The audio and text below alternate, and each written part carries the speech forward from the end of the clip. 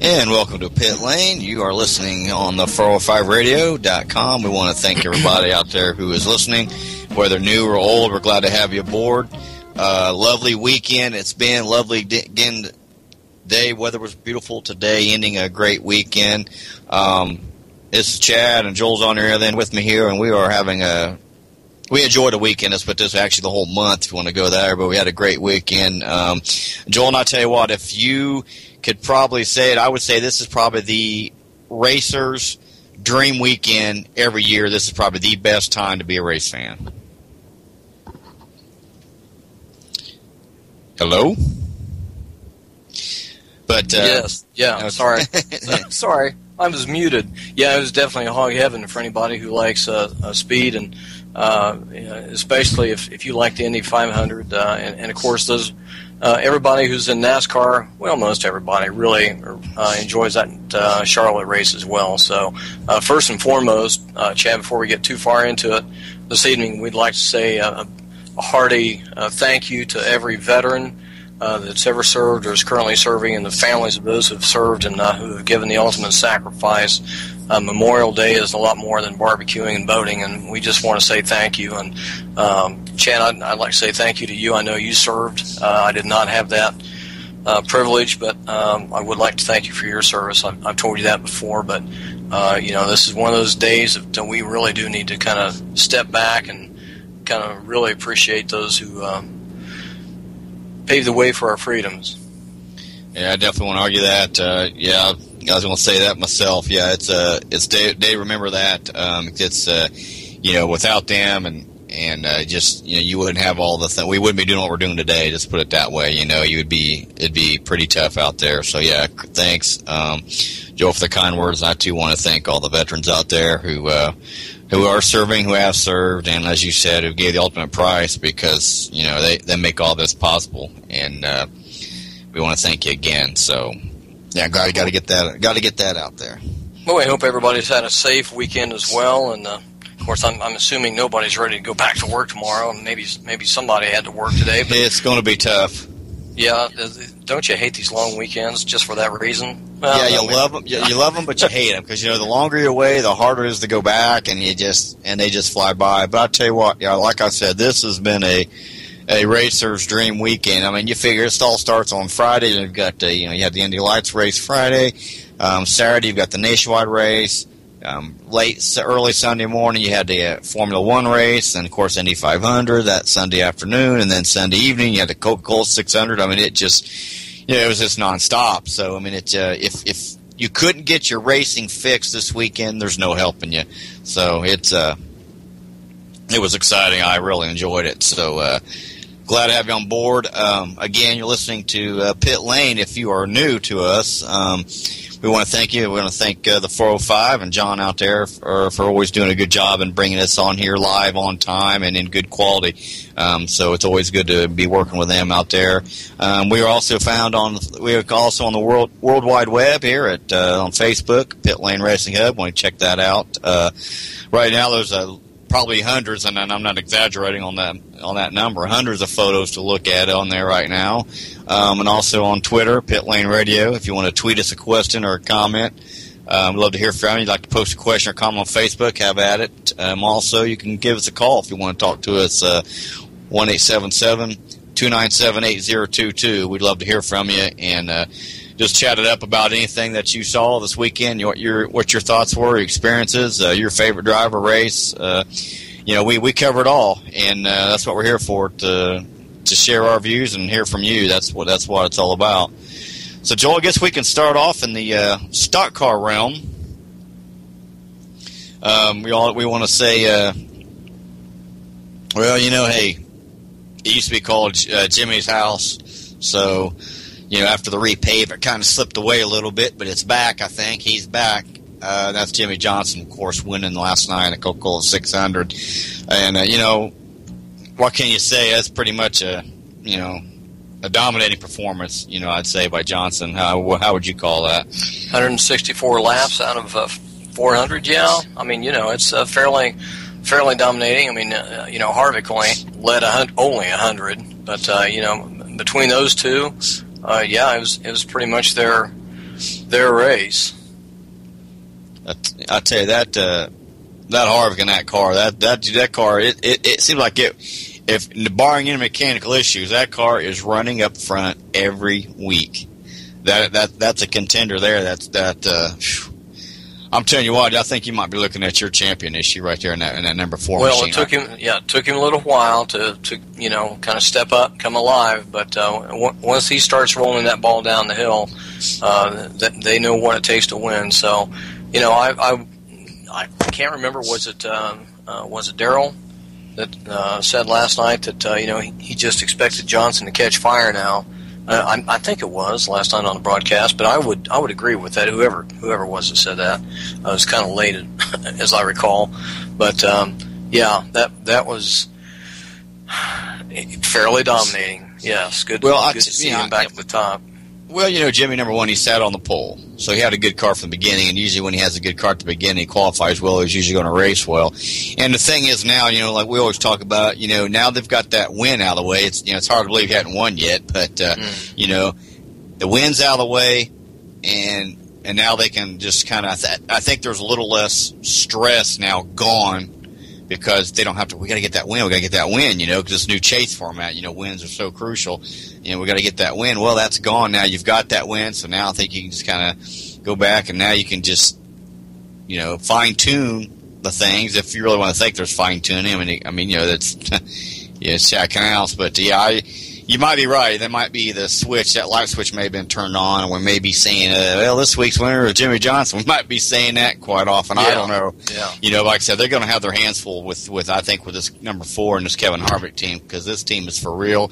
Matt Kenseth is starting to really, starting to improve again. He finished 3rd, so watch out for him when he starts winning too. That's the key there. So, but yeah, what a race. One thing about Charlotte too, you see some cars that run strong up front and will fade off at the beginning, fade off later on. You see some cars that kind of, aren't real good at the beginning, but will come in later, because that track changes a lot, and especially on a night race, it just it really changes. You just got to kind of keep up with it. So, I guess that's what makes it interesting, more fun for I don't know if it's really more fun for the teams, but it makes them earn their money a little bit more, because they got to really get that car back in tune with how that track's running. But what a good race. I really enjoyed it. I like it is a long race. I mean, you're talking 400 laps. At a mile and a half track, that's 600 miles. That is a long race. But hey, what else is you going to do on a Sunday night, right?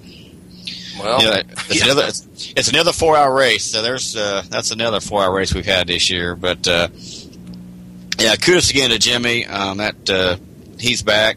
Again, like I said, Kevin Harvick, coming in at P2. That team is just continues to impress me. I mean, it's almost like you come to expect it.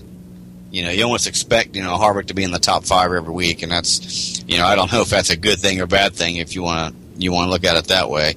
Carl Edwards, he done very well. He showed some strong. That car started coming on there towards late in the race. He started 22nd, ended up finishing P4, so good run for him.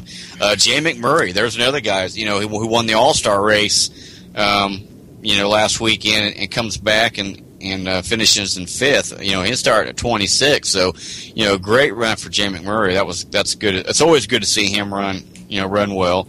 kudos to him. Brian Vickers finally had a decent run for a while. I haven't heard that name in a while. Come up front, finishing 6th. Jeff Gordon, back pain and all, starting at 27th, finishing 7th. So he had Can you imagine that? Can you imagine driving that track all night long? Yeah, 600 miles. Whew, man. The bad back, Reagan Smith was the stand-in who was going to jump in the car if need to be, but no, he hung in it, and then I think kind of surprise everybody. But you think he's a little sore today?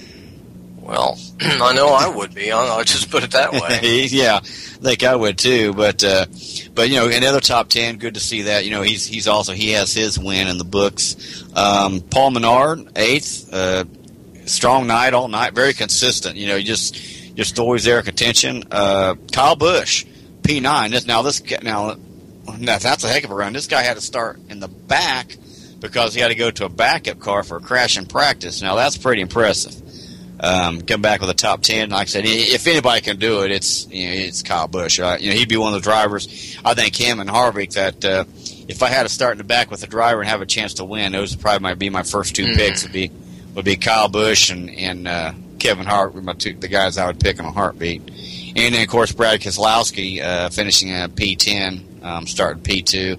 Kind of had some struggles, but led 43 laps, looked pretty good. But hey, a top 10, he's also got to win, so there's no pressure with him on there. But we had some interesting paint schemes in the race too. I really enjoyed. I think Joey Logano's that 22 Platinum car was probably the best looking car Joey's ran in his entire NASCAR career. I think I really like the looks of that car. So much better than that Pennzoil yellow. I think I enjoyed it. I think he should keep that year. I think just stay with that paint scheme the rest of the year. But I liked it.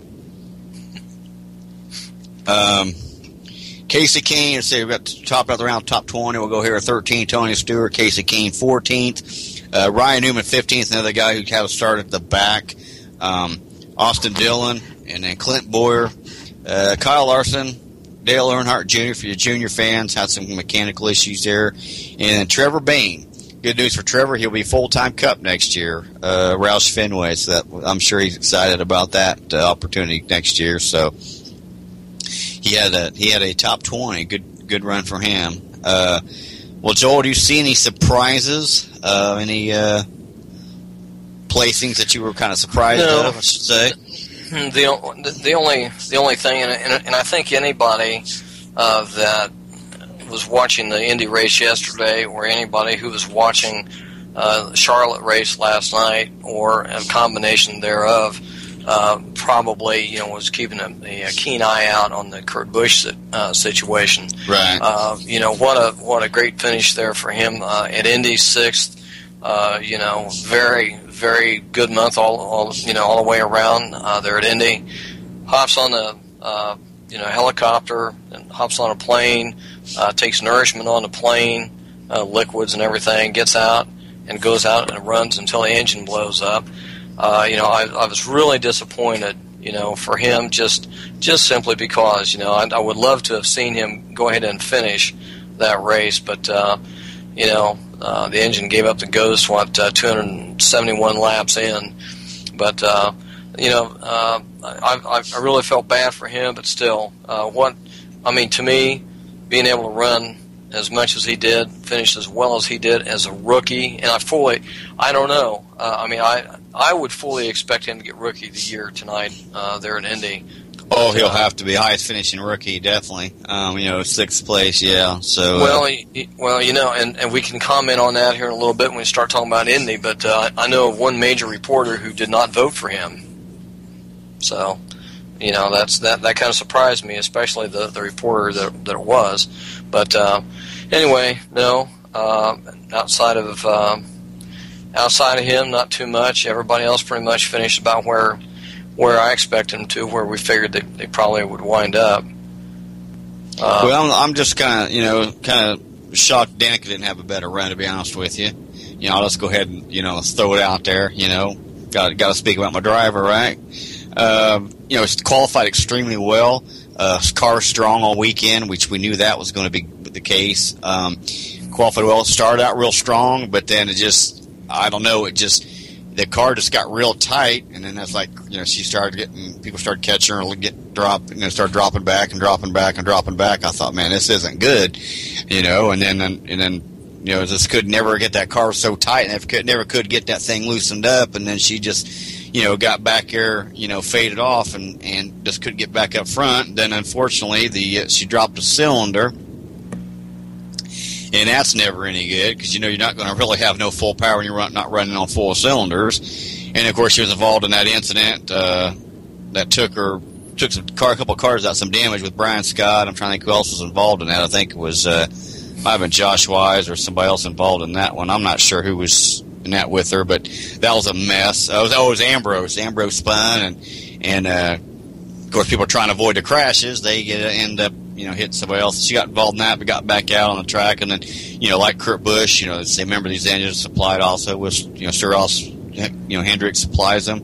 Her engine blows out. Of course, that definitely ended her night. So, tough night for her. I hated seeing that. And believe it or not, I think I picked her to win this race too, Joel.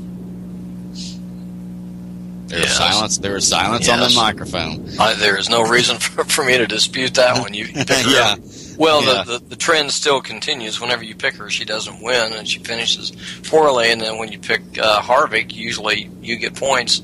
So, maybe I should start rethinking some of my maybe picks. You should. Yes, I think eBay should be your best friend at this point, and maybe you can get rid of some of those collectibles and join the real world, Bubba.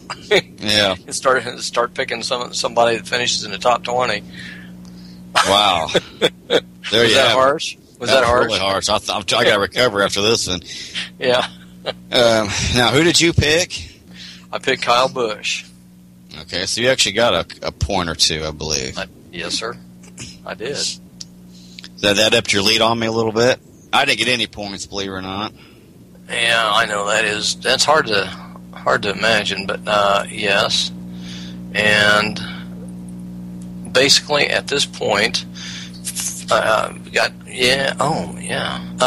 60 to 29, over double your points. You got 0 points with Miss Danica. I picked up 2 points with Mr. Kyle, so we're looking at 60 points to your 29. I think we should go for stakes in each one of these leagues. That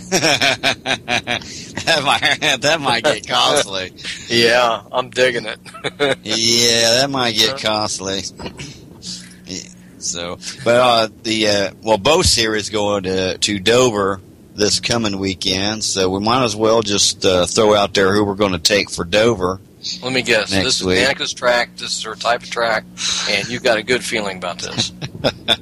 I wasn't going to go well there. It's a mile track. I'm going to go out on a limb here. I'm going to say Brad Keselowski. Wow. Be still my beating heart. Yeah, there is silence because Joel has fainted. Wow. Yeah. Okay. All right. So you're going to take Brad K. All right. I'm going to take Matt Kenseth. That's a good pick. That guy there, he's due. He's hungry. And he's improving. Yep. That's a good pick. That's a good race. That's my favorite track. So I'm really looking forward to this race coming up. I really did seriously think about calling Danica just to honk you off, but no. Okay, Joel wants all right. Points. So no, that's why I didn't call her. I know you want points. Yeah, that's right. I want that steak. Okay, so we've got everything inked in there, so we're good. All right. No going back. That's right. And also, Nationwide was also racing at Charlotte. They will also be at Dover next week as well. But they were racing Charlotte on Saturday afternoon, completely different time than what the Cup races were. Not a night race to day race to night race. They said that track was really hot and slick. But I'll tell you what, kudos to Kyle Larson, man. What a run! He wins again. To me, that's just awesome. I mean, I'm so happy for that. I love when that kid wins. So kudos to him for that. Of course, he was followed by, I guess Brad Keselowski. Like if it's not the 54, that is ahead. It's going to be the 22. Those two cars, the 22 and 54, they're automatics some more. It's just amazing. But Brad Kay finishing P2. Of course, there's Kyle Busch, who was your pole setter, finishing. And you see who led the second most number of laps, don't you? Matt Kenseth. Yep. Oh, that car looked good. There's no doubt about it. That car looked really good. Of course, Kevin Harvick, finishing fourth, and Brian Scott, P5. I was good to see Brian Scott have a good points night. I was real excited to see that. So, I just that kid is just he's just really improved a lot to me, and I think I just love to see how he does real well. But we have point standings. We have a new points leader now, Joel. Reagan Smith, not by much, over 5 points over Elliott Sadler. Chase Elliott is third at 28. Trevor Bayne with 35 back, and then Ty Dillon at fifth spot with 36 back. So early, a lot of time left, but it's pretty tight. It's definitely pretty tight there. I mean, that's a one race either way. You can have a bad race and be out in the right there and finishing dead last, and the other guy in the back win the race, and boom, he's your new points leader. He's right up there tied for your P1 or P2. So there is no denying that could be anybody's game. Like I said, it's way early. We're just a third away through the season, so way too early to make that call. So. But I enjoyed that race too. That Charlotte race was good in the afternoon as well. It was good to see it. Kudos again to Kyle Larson, the real deal. And I like the silver car that Larson's driving too. By the way, also just kind of like Dixon and Kanana racing the 500, the 25th year anniversary. But I like the looks of the one that Larson was running too. So, and they go on to Dover as well. We probably should just kind of catch everybody up on the standings in the Cup Series as well, man. Gordon is still your leader, with Kenseth still in second, followed by Kyle Busch in third. Carl Edwards actually pulled up to fourth, and Dale Jr. Fell, just traded spots with Carl Edwards. Jimmy Johnson came up to sixth, switched places with Joey Logano. Logano's in seventh. Vickers came up 2 spots. He's now in eighth. Brad Kay also came up, popped up 2 spots to ninth. And Ryan Newman dropped to 10th. So there's your top 10. Greg Biffle, we'll just run out the top 12. Greg Biffle is 11th. He dropped 2. And Kevin Harvick popped up 3. So he's in the magic number 12 spot. So there's your top 12. Good deal. That's anybody's game. And we'll discuss that more and get more depth in the points and leaders when the chase comes more, because right now I don't really have it written down in front of me here to explain it to you. It's a mess. We've talked about it. Well, Joe, before we get into IndyCar and other such matters, we would like to probably discuss the Formula One race that also went on this weekend as well. Yesterday morning, early in the morning, and at Monaco, and that, of course, is your winner. I tell you, Nico Rosberg. I'm telling you what, isn't it weird that Mercedes, these two teammates have won every race? I'm telling you, man. You talk about domination. Holy cow! It's like I can't believe that. These first 6 races, have either been won by Hamilton or Rosberg. It's crazy. Mercedes is on a roll. It's unreal. Hamilton, of course, winning 4 out of the 6. And then Rosberg winning the other 2. It's just, man, it's like, are the other teams showing up? I mean, what's the deal? Evidently not. Yeah, really. But the sad thing is Nico Rosberg has taken the points lead back from Lewis Hamilton. He is now 4 points in the lead over Lewis Hamilton, 122 to 118. And then in a very distant third is Fernando Alonso with Ferrari. Yeah, gosh, yeah. So I really don't. And round out that top 5-4 is Daniel Ricciardo, how you say that, with 54. I know I'm bad at these names. And then your 5th is Nico Hülkenberg with 47. I mean, that's just, even going to the 3rd spot with Fernando Alonso, 61 points, almost half of what Lewis Hamilton has. You know what that reminds me of? It's just dominating. Well, it reminds me of Checkers Wreckers NASCAR. Yeah, really. Are they using the same point system we are? Probably, yeah, evidently. I mean, I'm just going to call it like it is. I mean, there's no way Mercedes can lose this now unless they just totally give up the rest of the year and say, well, we're just going to not race. I mean, it's the way the performance are. I don't see them dropping off so bad in the remaining races to lose this lead. It's just not going to happen. I mean, they're obviously at the top of their game this particular year. Right. When you look at the Red Bull Racing Renault team, they've been there. So obviously, it's a super competitive league. It's a lot like IndyCar. It's a lot like NASCAR. I mean, as far as that goes, obviously the stakes are quite a bit higher. They've got a lot higher engineering and technology going on. But nonetheless, that's just an awesome display of power, engineering. Dare I say money? Because it does take a lot of money to run F1. Oh yeah, and a lot of money to hire the best names in the business. But yeah, that'll be interesting. To see how everything shakes out next year, because I think this one's pretty much in the bag, for Team Mercedes this year. Well, yeah, I mean, it's unless they just totally give up, there's no way that they can lose this. I mean, the Mercedes team right now has 240 points, and the next is Red Bull Racing with 99. I mean, it's just you might as well say they're going to win the championship. You might as well give it to them now. Like I said, I just don't see them falling off that much for the remaining races to lose it. I really don't. Now, the driver, to me, who's it going to be, Nico or Lewis Hamilton? I think you're pretty much 90% chance sure one of those two are going to win that. They're so close, 4-point difference there. It's kind of a toss-up between there. But, yeah, that just amazes me. I mean, I don't think I know of any other sport where, it would be like right now, all your winning drivers coming from Hendrick Motorsports and nowhere else. So far this year, it'd just be like you almost couldn't understand it, or IndyCar, everybody from Penske have won. It's just that's basically what you've got going on here. So, well, their next race, scheduled race, is coming up on June 8th, and that will be in Canada at the circuit, Gilles Villeneuve circuit. So,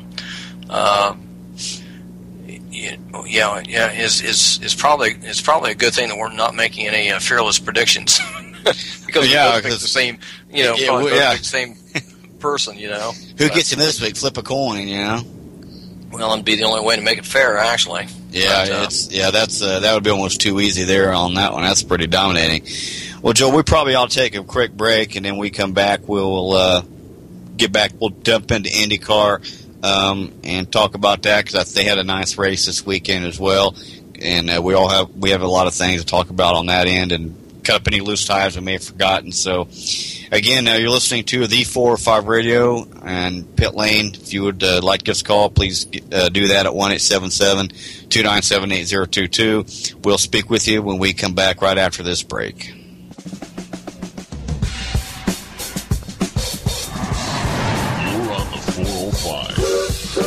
Thank you for shopping Amazon.com. When you do, that makes you a sponsor of the 405 Media. Click on the Amazon banner on top of our homepage. Then shop. Simple. It costs you nothing. When you think Amazon, click one more time on the 405media.com, then on the Amazon banner. Thank you. Freedom is never more than one generation away from extinction. The Friddle Show. Gay marriage is not even legal in Arizona, so how is this cake discussion even relevant? The Friddle Show with Crystal Heath. I mean, this bill, I read it today. You can read it.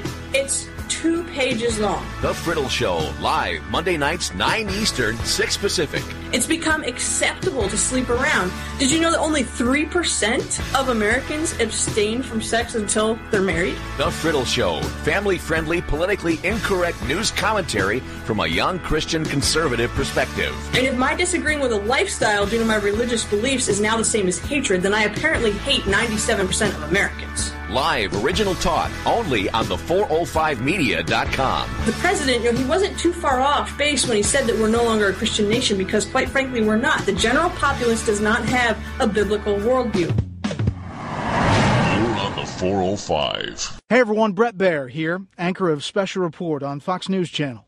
Join me this coming Monday, June 2nd at 10 a.m. Eastern on Pop's Radio Show with host Scott Jones, when we'll talk about my new book, Special Heart. Special Heart chronicles the journey of my 6-year-old son Paul and the medical miracles that have helped him overcome congenital heart defects he's faced since birth. I hope you'll find some relatable moments of hope, faith, and inspiration through Paul's bravery and the emotional roller coaster that my wife Amy and I have experienced along the way. There's also a lot of humorous stories about my journey to the anchor chair in Washington. My proceeds from the book go to pediatric heart research to benefit children like Paul and the families who love them. 100% of those proceeds, every dollar. You can pre-order a copy at your favorite bookseller or learn more at www.specialheartfamily.com. I look forward to telling you more about it this Monday, 10 a.m. Eastern, 7 a.m. Pacific on Pop's Radio Show with host Scott Jones, right here on the 405 Radio. I hope you join us. Voces Latinas. Rubio has a 100% rating from AFP. He has like a 97% rating from Heritage. He votes wildly conservative, more conservative than 98% of senators on 98% of the issues. Why fire Rubio over one issue? Voces Latinas, live, only on the 405media.com. We don't want to fire Rubio over one issue. We had 40 Hispanics walking around, and all they see, they don't, is pink slip Rubio, pink slip Rubio. Pink slip to me is fire. Voces Latinas, Mondays, 10 p.m. Eastern, 7 Pacific, only on the 405media.com. But is it strategically smart to publicly heckle and call him a traitor? Rubio was lambasted publicly by Limbaugh. Michelle Malkin screams shamnesty like it's her job. I mean, shamnesty, shamnesty. Air your grievances with Rubio all you want, but I can't help it when I work with the Latino youth community trying to make them conservative, bring them to the conservative movement, and they're all like, well, Rubio's the only one that cares about us, and they hate him. They yell shamnesty at him. You're on the 405. This is Tammy Jackson inviting you to join me on The Tammy Jackson Show every Tuesday night at 7 p.m. on the 405media.com. Put down that remote and tune into the show that covers politics, guns and the Second Amendment, religious liberty, sanctity of life, the military, and more. I host newsworthy guests and work hard to be a conservative radio show that is not like all the others. So save Tuesday nights at 7 p.m. Pacific from me, Tammy Jackson, on the 405media.com.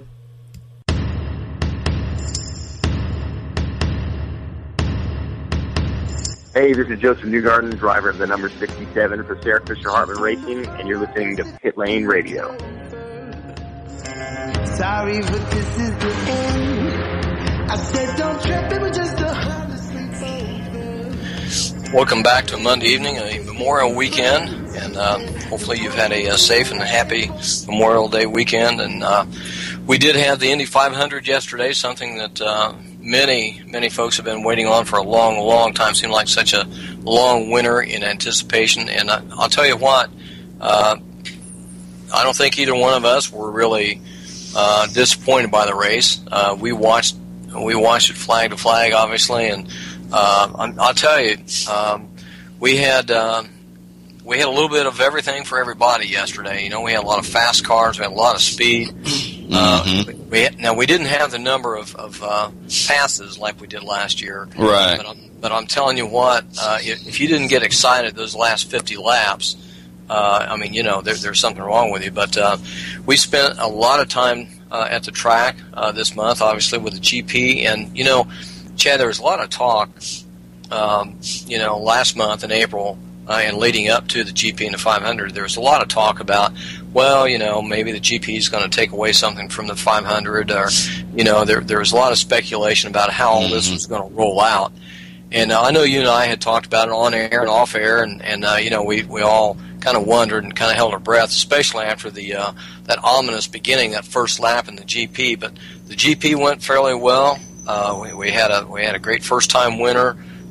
You know, and that came out, I think, pretty well.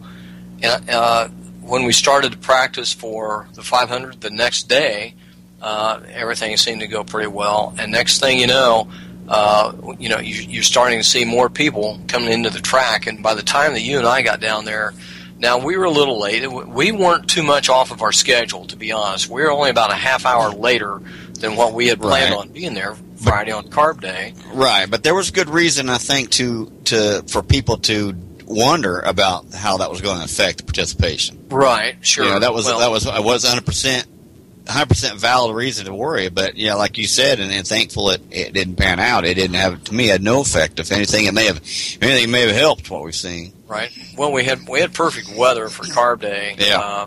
And we'd had some rain on the previous Friday, and then we went qualifying on Saturday and Sunday last week, and those things went pretty well.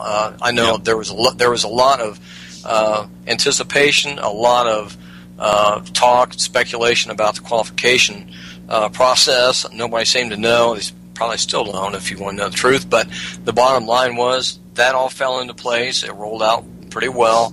Carb Day came, beautiful day.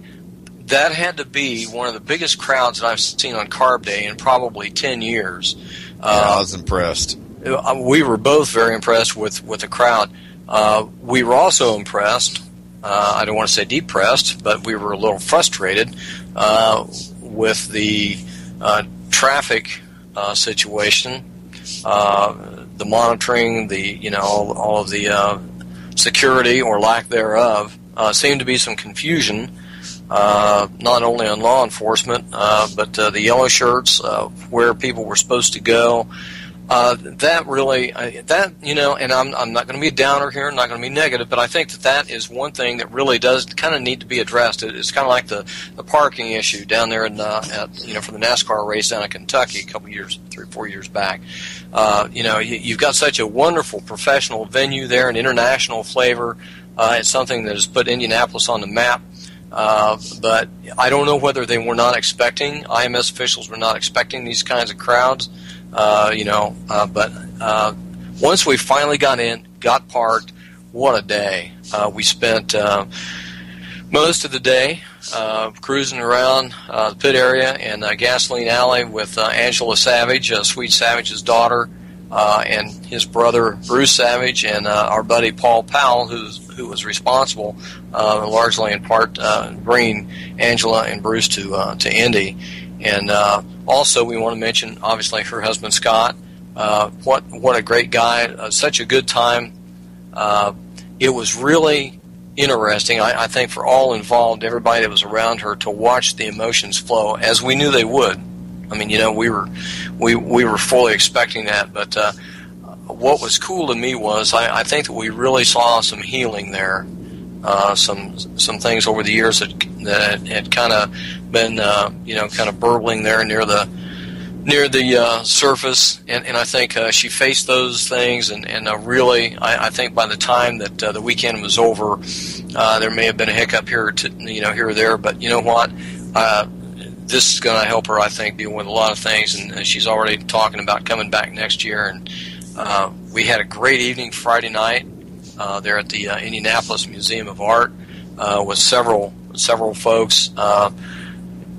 Just a fun evening. It was really interesting hearing Dr. Tom Lucas, who was a crew member with Swede in 1973, talk about his experience. Just so many people there from the racing community, and these were hardcore, diehard IndyCar fans.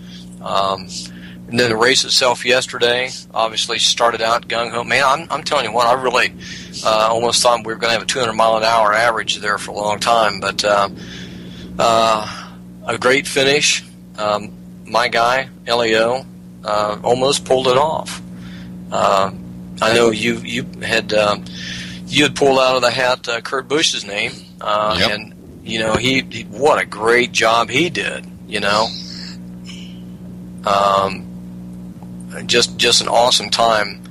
Hey, P6, nothing to shake a stick at. First time there. Oh, my goodness. Well, yeah. It's his first time in any IndyCar race. He's never raced an IndyCar race, so you got to think about that too. I mean, come out to the one that's the biggest one of the biggest race of the year anywhere, and obviously their biggest race, and to come out there and do that's pretty impressive. I mean, it's proud of him. Like I said, I had no doubts. The guy is a wheelman. He can drive a car. To me, it doesn't matter, just get him in it, get him for a little bit of time in that car, and you'll have it mastered. There's some drivers that, Kurt Busch, Kyle Busch, these kind of guys, and Stewart, they can get about anything and drive it because that's just their nature. And that's why I was never worried on him being successful. But it was great to see. I'll tell you, Andretti had a very strong 500 this year. What was one of the things that jumped out at you from the race yesterday? Going 149 laps with all green, I really thought this 500 was going to be over in 2 hours, and I thought that's going to be probably the fastest in history. Here it was when 1 o'clock, and it's almost half over. It's like I was just shocked. I mean, I think the speed of it, because the number one, the cars are going faster anyway, and when you don't have any cautions, anything like that, it was just 149 laps. It was just going. Then unfortunately, Charlie Kimball had to spin. That's when the whole race kind of just shifted. You had several yellows after that, but that to me was just thank goodness nobody was hurt. But that was probably the most exciting part of the race, is about the last 50 laps there, because you had all your cautions, you had some restarts, some fancy things going on, and we've got to give a shout out, a kudos to IndyCar for throwing the red flag when they did with those 9 laps to go. Yeah. Because they would have never got that cleaned up and never got that wall repaired in time. And I'd hate to see it finish under 10 laps of yellow or whatever. That would have been not good. And I liked it. They weren't trying to manufacture a green checker or green finish like, NASCAR likes to do.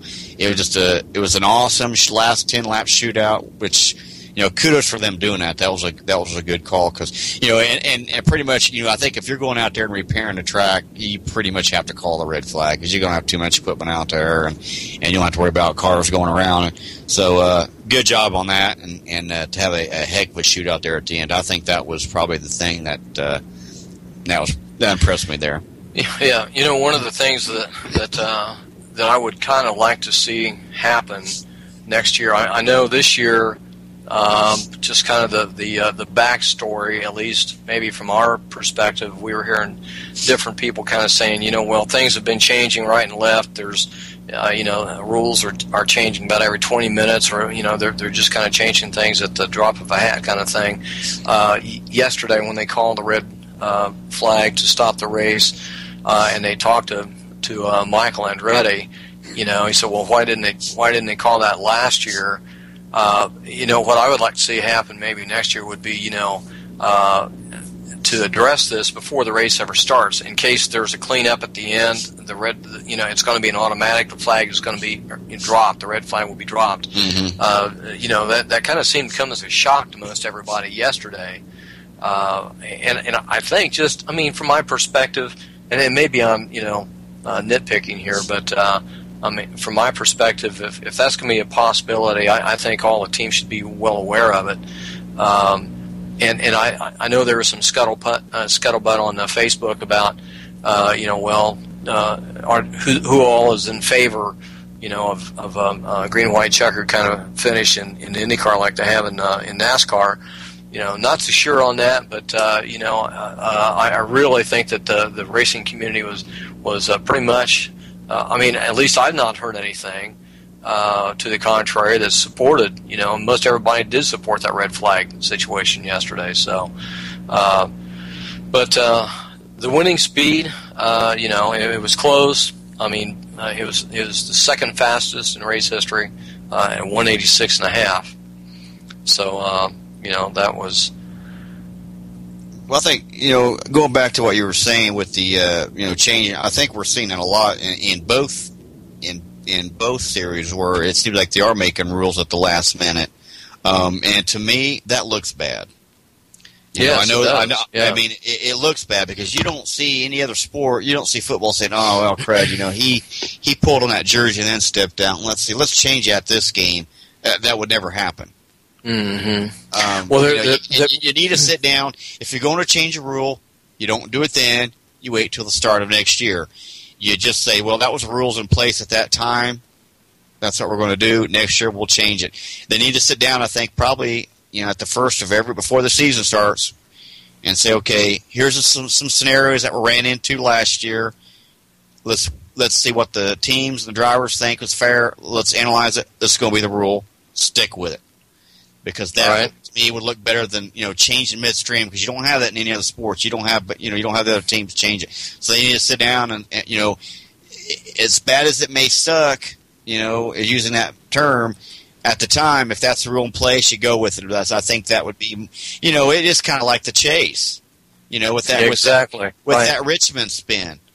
Just it would have been kind of tough at the time, but they would have been much better position, much more respect had they just went with that. Okay, when he spun, freeze the field, whatever point you're in now, that's your chase drivers. Been done with it. They wouldn't have any. I don't think you would have saw this.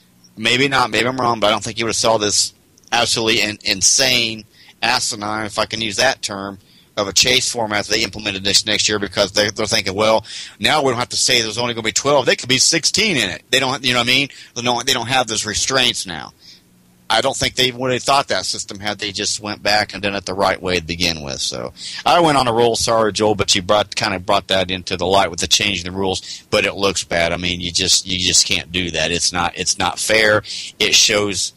It makes fans say, well, they're playing partial to this team or this driver. That's what, that's not what any of the series needs. They don't need any more animosity, distraught fans, upset. They don't need that right now. They need to just kind of draw them in. And if you keep bringing these things out, well, I don't like how that happened. Let's change it. No, make the rules before the season.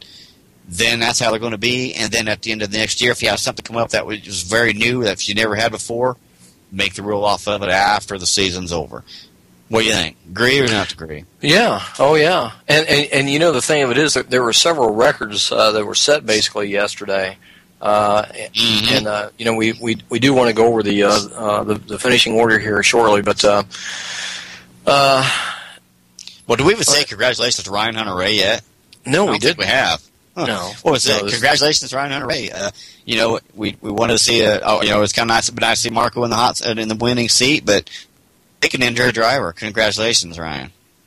There were 21 caution laps yesterday, which matches the record for the fewest since 1976. So there was something else that kind of caught my eye. A record of 20 drivers finished on the lead lap. That's pretty impressive. The previous high was 19 in 2009 and also 2013.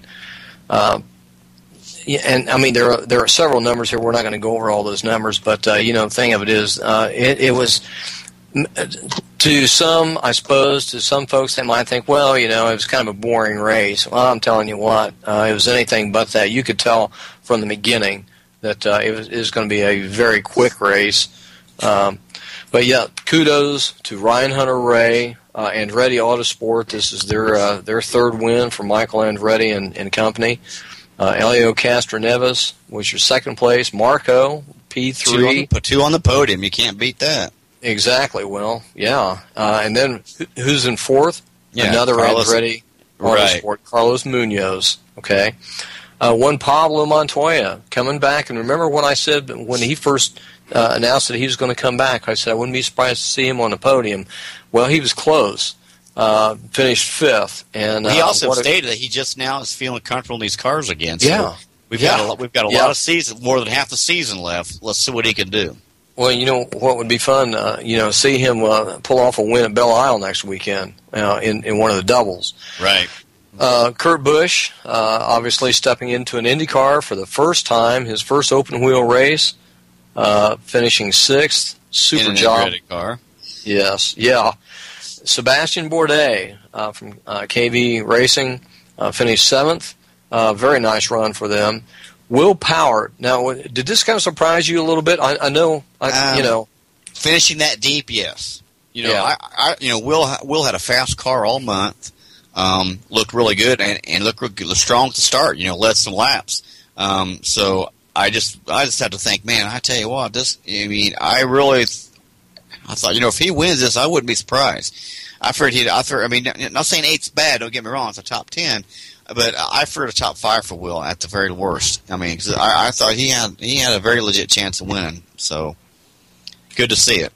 Sage Karam. Good run for that. Ninth place. And kind of quiet. You really didn't hear much about him in the race. I mean, about the performance. He started way back there in 31st, and you had a problem at the start of the race. You got the car, you had to catch up with the grid there at the beginning.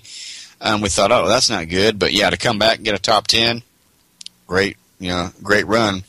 And J.R. Hildebrand, nice job. Looking very strong at the front early. Well, and being bombarded with that fourth corner question, every time he turned. Well, they introduced him as that. Almost won it 2 years ago. Yeah, it's like, yeah. Thanks a lot, guys. Yeah, do we have to hear that? He's probably thinking that too. He's probably rolling his eyes. And really nice run for Oriel Servia coming in, almost making the top 10. Super job, Simon Pagenaud, your Indy GP inaugural winner, coming in 12th. Tagliani, Tags, coming in 13th for Sarah Fisher Hartman Racing. Jacques Villeneuve, a former winner, 1995, and 14th. That kind of surprised me. Did it you? That's pretty admirable showing, a respectable showing, I think, for not being back there for a while. I fared mid-pack at best with him. I didn't expect a whole lot. I'm not a big fan, but I didn't expect a whole lot really anyway, but... No surprise on that. I think, some of the surprises, to me, Ryan Briscoe, were number one, starting back as deep as he did to begin with, finishing 18th. I thought, I figured he would have been, looking at probably a top 10 finish, at the race. Well, James Davison did a very, very good job. I thought for somebody that nobody for the most part, nobody had ever heard of him. Well, we had what, 6 rookies in this field, or 7 rookies in this field. Yep. And what I was going to tell you a minute ago was Kurt Cavan said last night on Indy TV that he did not vote for Kurt Busch. He voted for Sage Karam. Wow. Yeah, and that kind of shocked me a little bit. Maybe he's just not a NASCAR guy. I don't know. But I don't know how you can go against Kurt. But well, what was kind of funny was he didn't explain that too much because I think he kind of fell into a little deep water. They kind of hushed him up right after he said that. And I don't think he's supposed to say anything about that. But anyway, I thought that was kind of interesting. Carlos Huertas, 17th. Briscoe, as you mentioned, 18th. Takuma Sato, 19th. Now, Jack Hawksworth, I really kind of figured would be up maybe in the top 15, but still nonetheless, respectable run. Again, rookie Mikhail Aloshin, 21st. Justin Wilson, man, I'll tell you, between Justin Wilson and Graham Rahal, those two just can't. Graham Rahal, yeah, thank you. That's what I was going to say. Yeah, between the two, I don't know.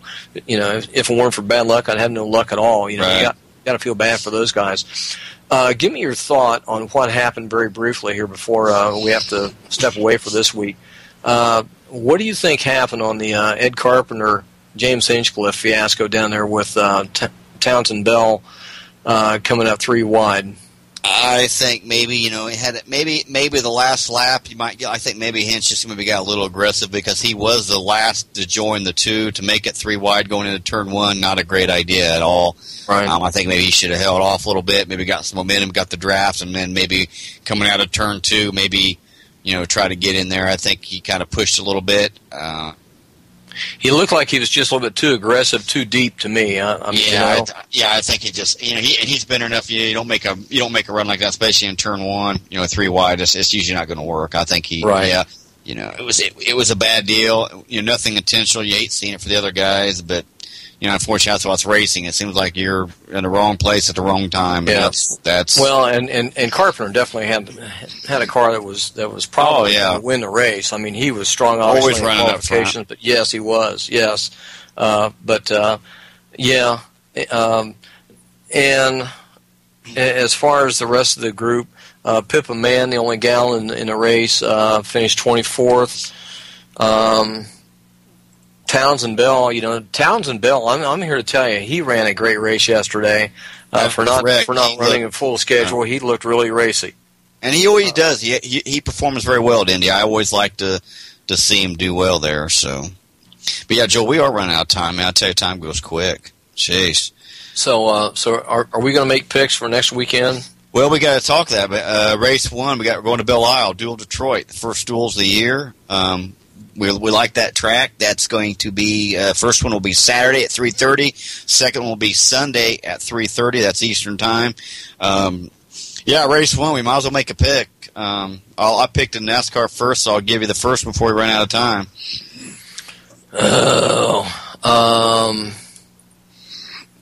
Well, I think I'm going to take. And I'll tell you what, I'm going to go with Ryan Hunter-Ray for one. In the first duel. Yep. Wow. I'm going to go Will Power. Okay. And the second one, I'm going to go with Marco. Okay. And the second race I'm going to take, you believe it or not, it sounds crazy, I'm taking Simon Pagenaud to take second race at Belle Isle. Not crazy. Nope. I thought about doing that. He is not a dark horse anymore. I don't think so. Yep. Okay. Well, listen, man, it's been a lot of fun this month. It has. We could talk another 2-3 hours. If John would give us the time here on the 405, we'd be talking until 10 o'clock about our adventures. But we got plenty of time to talk about in the future. If there's an off weekend, we can go into that. Oh, before we go, great to see Barry, Bill, and Bobby, Faye. Great to see you guys. Loved having you. Loved having dinner with you. That was also fun. Yep. Always a good time. Join us on our Facebook page, Pit Lane Racing Hub. Be sure and check in there. Check out our pictures. Next week, we are going to discuss Belle Isle and also Dover. So in the meantime, Chad, my bad. Hey, I couldn't talk either, but remember, keep it on the track.